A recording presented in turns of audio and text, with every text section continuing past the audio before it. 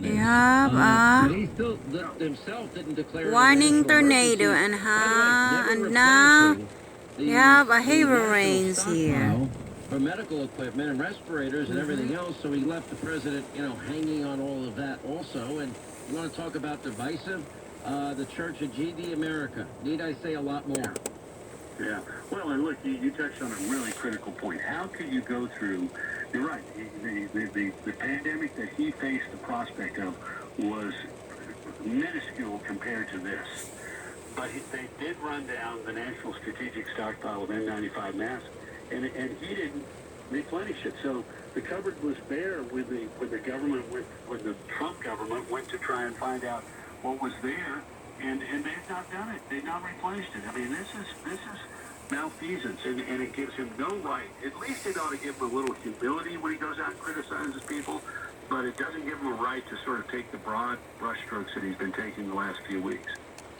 Let me go towards and one other thing. Joe Biden was against the travel ban. Now, Karl Rove, why Donald Trump, 10 days after the first identified coronavirus case in the U.S., that was January 21st.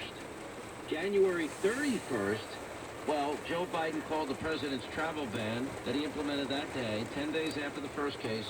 He called it xenophobic hysteria and fear-mongering. Now, 2 months and 3 days later, he kind of sounded like he supported the travel ban. Then there was subsequent travel bans. Then there was the quarantine. We haven't had a quarantine, Karl Rove, in 50-plus years. Yeah. How much worse could this have been to this country had those early efforts while they were impeaching the president not been put in place? Oh, terrible. I mean, just dreadful. Unbelievable. And you're right. Joe Biden, immediately attacked it as xenophobic and racist.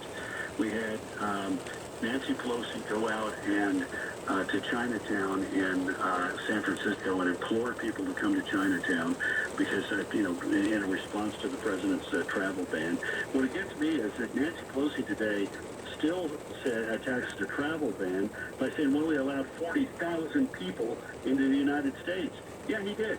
40,000 Warning American citizens and American tornadoes. green Now card they holders have a who heavy would have otherwise been stranded rains. in China. Does Nancy Pelosi really want to And look if the those rain's families gonna in be the face and say, rather than accept you back into the United States as a citizen, just simply because you were traveling yep. in China, you should have to rot in some cheap hotel over there while you were quarantined? I mean, it's amazing to me what people are being driven to in this moment.